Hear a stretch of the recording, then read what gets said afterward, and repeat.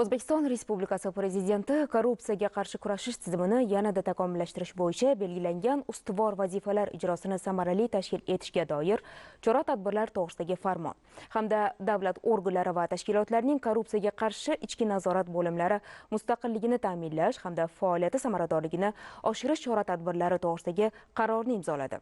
Ushbu hujjatlarda korrupsiyaga qarshi kurashish tizimini yanada takomillashtirish, korrupsiya holatlarini barvaqt aniqlash hamda oldini olishga qaratilgan qator vazifalar belgilanmoqda.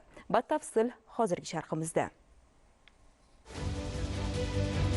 Korrupsiya dunyo miqyosida hal etilishi lozim bo'lgan global muammolardan biri. U eng avvalo rivojlanish va islohotlar yo'lidagi ulkan to'siqdir. Shu bois so'nggi yillarda yurtimizda bu illatga qarshi kurashish bo'yicha qonunlar qabul qilinib, yangi tizim yaratildi.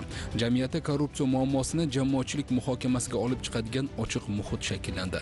Joriy yilning 5-mart kuni korrupsiyaga qarshi kurashish milliy kengashi yig'ilishida davlatimiz rahbari tomonidan yurtimizda korrupsiyadan xoli muhit yaratish bo'yicha qilingan ishlarga baho berildi. Yig'ilishda belgilangan ustuvor vazifalar ijrosini ta'minlash, korrupsiyaga qarshi kurashishga jamoatchilik, parlament va fuqarolik jamiyati institutlarini keng safarbar etish, shuningdek, davlat organlari va tashkilotlarida halollik vaksinasi tamoyili asosida korrupsiyaga murosasiz munosabatni shakllantirish maqsadida prezidentimiz tomonidan ikkita muhim hujjat, farmon va qaror imzolandi. Davlatimiz rahbarining korrupsiyaga qarshi kurashish tizimini yanada takomillashtirish bo'yicha belgilangan ustuvor vazifalar ijrosini samarali tashkil etishga doir chora-tadbirlar to'g'risidagi farmonida keskin va ta'sirchan huquqiy mexanizmlar nazarda tutilgan. Farmonga binoan har yili hududlar kesimida korrupsiyaning oldini olish, unga qarshi kurashish, shu jumladan maishiy korrupsiyaga barham berish, korrupsiyaga nisbatan murosasiz munosabatda bo'lish muhitini shakllantirish bo'yicha yo'l xaritasi tasdiqlanadi, ijrosi nazoratga olinadi.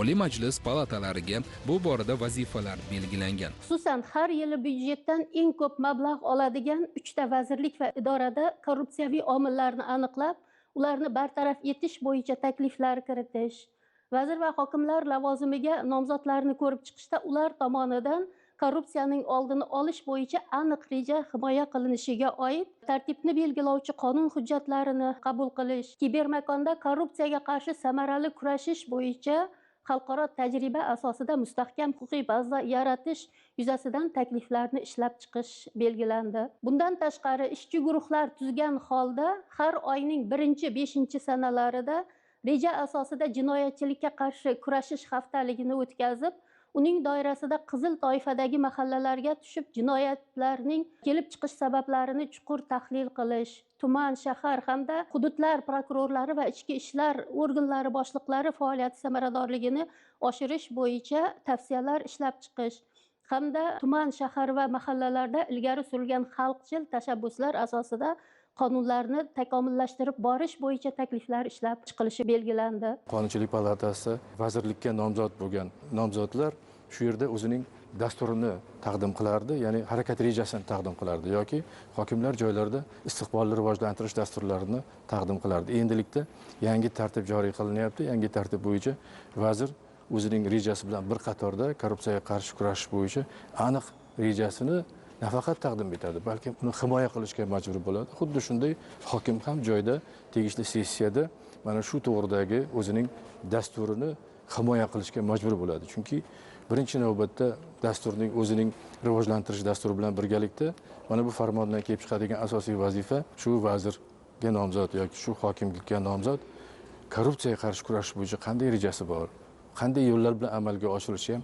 nazarda tutilib ketilyapti. Farmonda iqtisodiyotda korrupsiyaviy omillarni oldini olish bo'yicha chora-tadbirlar ham belgilangan. Unga ko'ra, davlat xaridlarida sotib olinadigan tovar va xizmatlar narxi hamda uning o'rtacha bozor narxi o'rtasidagi tafovutning eng ko'p yo'l qo'yiladigan chegarasidan chetga chiqqan holda xaridlarni amalga oshirgan mansabdor shaxslar javobgarlikka tortiladi. 2025-yilning 1-iyulidan yirik investitsiya loyihalarida korrupsiyaga qarshi xalqaro standartlar hamda yirik auksion shartlarini raqobat bardoshlik ekspertizasidan o'tkazish tartibi joriy etiladi. Shaffof qurilish milliy axborot tizimi qamrovi yanada oshirilib, bosqichma-bosqich xalqaro tashkilotlar ishtirokidagi loyihalarga joriy qilinadi. Mazkur farmonga asosan prokuratura organlari o'z faoliyatini amalga oshirishda korrupsiyaviy omillarni aniqlash, ularni bartaraf etish bilan bog'liq tahliliy faoliyatga alohida urg'u berishi, bunda Bosh prokuratura tarkibida korrupsiyaviy omillarni tahlil qilish bo'yicha alohida bo'lim tashkil etilishi ko'zda tutildi. Shuningdek, korrupsiyaga qarshi kurashish borasida qonunlarni aniq va bir xilda ijro etilishini nazorat qilish va korrupsiyaviy huquqbuzarliklar sodir etilishiga imkon bergan holatlarni qonun ijodkorligi bosqichida oldini olish maqsadida prokuratura organlariga normativ-huquqiy hujjatlarni korrupsiyaga qarshi ekspertizadan o'tkazish vakolatini berish nazarda tutilmoqda. 2025-yil yakuniga qadar xalqaro tender obyektlari bo'yicha subpudratchilarni shaffof qurilish tizimi orqali jalb qilish, qiymati 2 million AQSh dollariga bo'lgan xalqaro moliya tashkilotlari hisobidan moliyalashtiriladigan mahalliy tenderlarni shaffof qurilish tizimida o'tkazish hamda xalqaro tenderlar bo'yicha jalb qilinadigan chet el pudrat tashkilotlari shartnoma qiymatining kamida 60% o'z kuchi bilan bajarish tartibi joriy etiladi. 2026-yil 1-yanvarga qadar vazirlik va idoralar, mahalliy hokimliklar tomonidan ko'rsatiladigan barcha davlat xizmatlarini tuman shahar kesimida aholining o'zi baholaydigan tizim yo'lga qo'yiladi. Bunda aholi tomonidan qoniqarsiz deb baholangan davlat xizmatlarini ko'rsatuvchi vazirlik, idora rahbarlari va tuman shahar hokimlarining shaxsiy javobgarligi belgilanadi.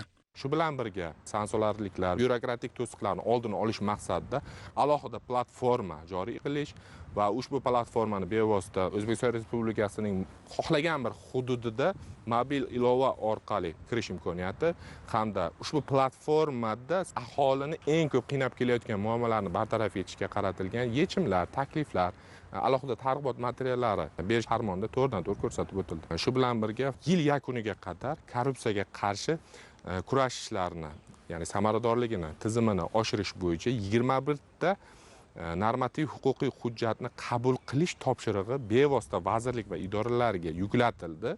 Hamda ushbu normativ hujjatni yil yakuniga qadar amalga oshirish bo'yicha vazirlik va idoralarning rahbarlarini shaxsiy javobgarligi farmonda to'g'ridan-to'g'ri ko'rsatib o'tildi.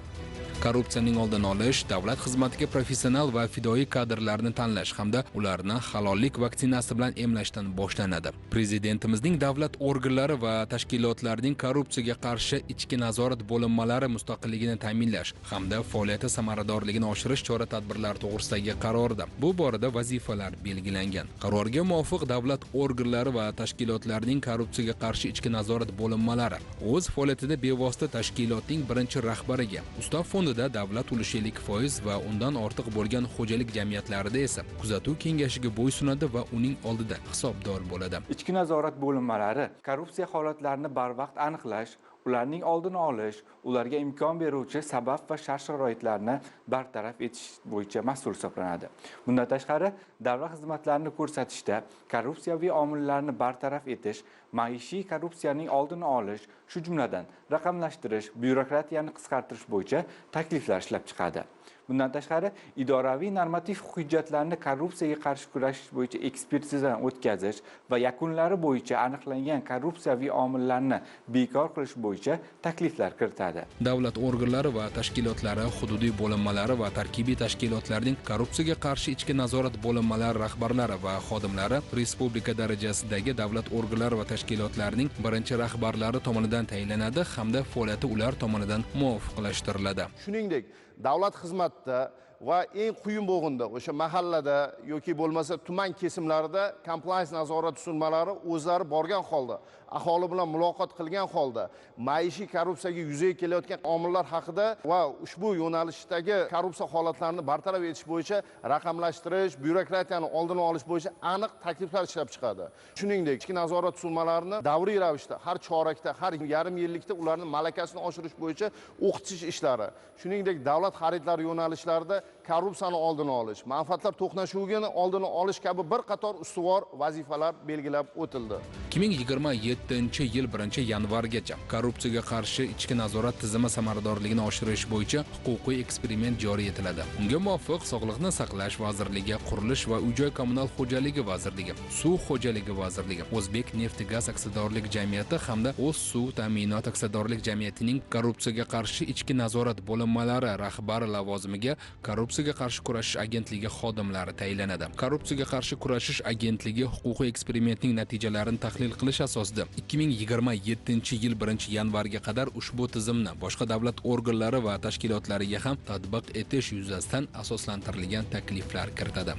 Mazkur huquqiy eksperiment davomida bir qator yangi tajribalar ham joriy etilayotgan bo'lib, xususan aynan eksperiment davrida, ya'ni kelgusi 2 yil davomida yuqorida sanab o'tilgan 5 ta tashkilotning korrupsiyaga qarshi ichki nazorat tuzilmalarining bo'linma xodimlari to'liq tarkibda agentlik bo'ysunuviga o'tkaziladi.